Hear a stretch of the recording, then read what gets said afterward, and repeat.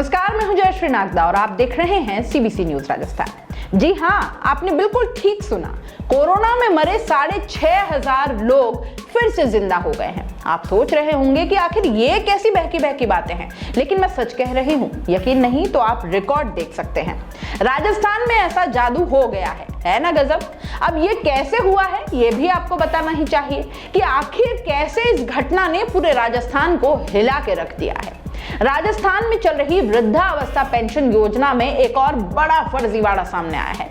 चौंकाने वाली बात यह है कि मृत हो चुके लोगों के खातों से भी पेंशन उठाई जा रही थी। पेंशन के 150 करोड़ रुपए से ज्यादा उन लोगों में बंट गए जो राजस्थान के हैं ही नहीं। ऐसे लोगों की संख्या 1 लाख से भी ज्यादा है। अब तक करीब 4 लाख लोगों का रिकॉर्ड सामने आया है जो उम्र और कमाई में फर्जीवाड़ा कर सरकार को 450 करोड़ की चपत लगा चुके हैं।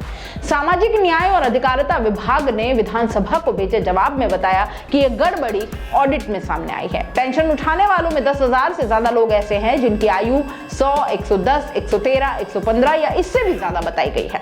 विभाग ने इन सभी 10,000 लोगों के पेंशन खातों को अपने रडार पर ले लिया है और अब हर एक खाते की बारीकी से जांच हो रही है, जिन्हें देख विभाग के अधिकारी चौंक गए। भास्कर में वो सारे मामले छपे हैं, आपको भी बता देते हैं।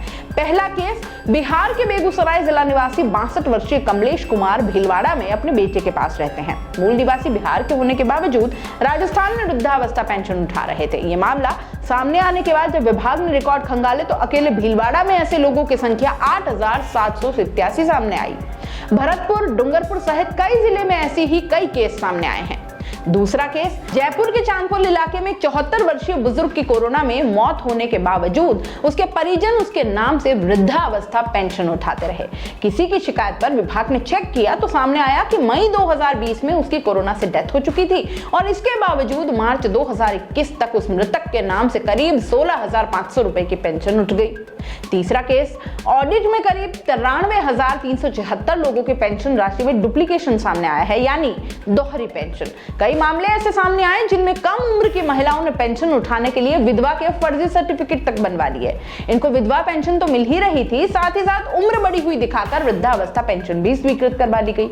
अधिकांश में मोबाइल नंबर, आयु प्रमाण पत्र, खाता संख्या सब कुछ फर्जी निकलकर सामने आ रहा है। अब इनकी नई सिरे से जांच की जा रही है और इसी तरह कोरोना काल में करीब 6,416 बुजुर्ग पेंशनर मर गए, लेकिन उनकी संतानें चुपचाप 10-20 महीनों तक पेंशन उठाती ही रही।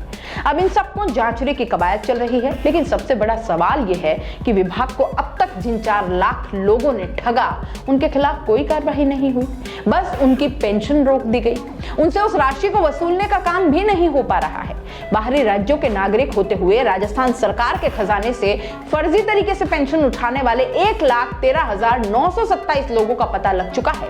इस फर्जीवाड़े में भरतपुर जिला नंबर 1 पर है और यहाँ बसने वाले उत्तर प्रदेश के मूल निवासियों ने सबसे ज्यादा पेंशन उठाई है। अधिकारियों ने बताया कि पेंशन फर्जी तरीके से उठाने के मामलों में अभी तक ई-मित्र संचालकों की मिलीभगत सामने आई है। प्राइमरी स्टेज पर यहीं से पेंशन के लिए आवेदनों में फर्जीवाड़ा होता है।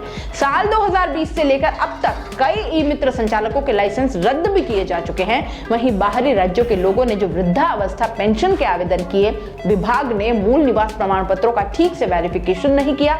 अगर यही वेरिफिकेशन कर लिया जाता तो सरकार के 150 करोड़ रुपए बचाए जा सकते थे।